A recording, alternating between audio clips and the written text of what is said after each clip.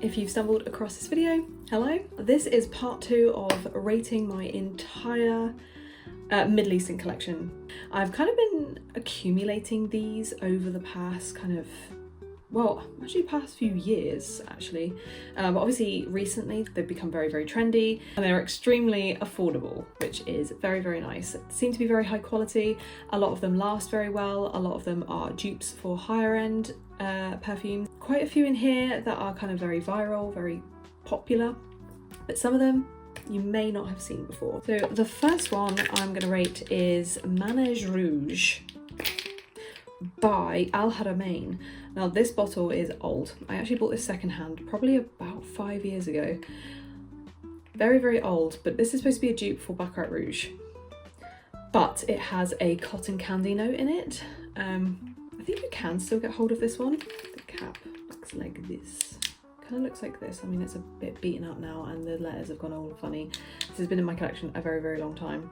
This one's definitely more on the higher end of Middle Eastern fragrances in terms of price.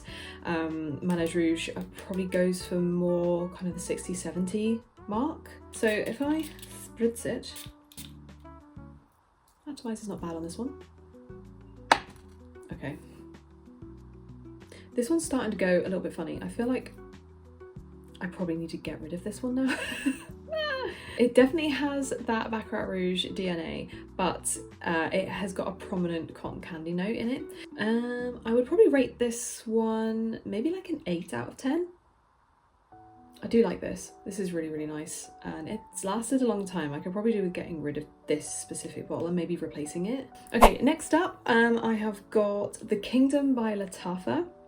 So this one seems to be pretty popular at the moment. I've seen quite a few people talking about it. I was very excited to get this one and I'm kind of disappointed in it. So I like the atomizer. Quite nice atomizer. Oh, okay. So in the top, it smells like a juicy, feminine, maybe, I don't actually know what the notes are, I haven't actually checked, but to me, this smells like maybe it's got grapefruit in the top, potentially. Maybe it's peach. Something fresh and feminine and girly. And it's like, oh, that's nice. Like quite refreshing and juicy and fruity. Really good, really nice. Like we're off to a really, really good start. And then, you know, you're thinking, okay, it's got a little bit of like a masculine edge to it as well. Like there's some masculine notes going on in here. You can definitely pick those up. But then when it dries down, and that lovely fruity juiciness goes away, you're left with a teenage boy's gym body spray. It almost gave me like Lynx Africa or Lynx chocolate vibes when I first sprayed it. I was like, oh, the opening is so, so nice. And then it just kind of lets it down in the dry down. This is quite a new one in my collection and I am going to let it sit. I'm going to let it sit. I'm going to let it see if it changes, if it deepens, if those fruity notes stick around a little bit longer. But yeah, for the minute, it's not really doing it for me, I will say. It kind of reminds me of Arabian 1 million as well. It's kind of got that vibe, or maybe like a Calvin Klein summer launch for men, like a summer cologne. My rating for the moment is going to be maybe like a 5. I know that's like harsh, but she's just not doing it for me at the moment, which is such a shame. I've got Rave Now Woman, and this is by, is this a Lattafa?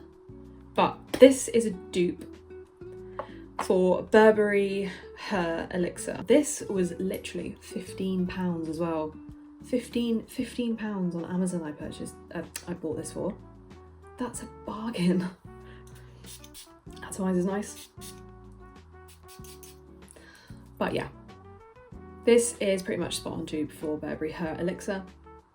It's got that kind of airy, molecular, kind of strawberry, musky vibe that's going on. This lasts and it projects. It sticks around and it sticks in the air and it's really good. I'm gonna give this one maybe like a 7.5. She gets a 7.5. So there is actually one perfume that I don't have in my collection anymore because I did sell it, but I still want to speak about it. I kind of want to speak about all of the Middle Eastern fragrances I've ever had. So the one that I got rid of was actually Coconut Leche. I think it's that, or Leche. Coconut Leche. I don't know. But it's by Fragrance World. I'll put it up on the screen. Saw lots of reviews for it, people saying, you know, this one is it smells like a Raffaello chocolate. I bought it, and although it was a little bit coconutty, it had this awful rubber smell. I really didn't like it. I didn't get on with it, which is kind of a shame because I wanted to really love that one. I did actually sell that one, but I wanted to mention it because I'm rating all of my Middle Eastern perfumes, even the ones that I don't have in my collection anymore. That one gets a 2. 2 out of 10 for that one. Okay, so next up is Kadlaj Cafe Latte. Now, this gets a 2 out of 10 for packaging because the packaging on this is a bit like dodgy. If you can like see, I don't know if you'll be able to see, but the packaging is just a bit. There's like bits of the coating and stuff missing on the front plate. The front plate is also like kind of unsticking itself. I love the atomizer on this one. Pressurized atomizer, beautiful. This one is supposed to be a dupe for Amore Cafe by Mansera.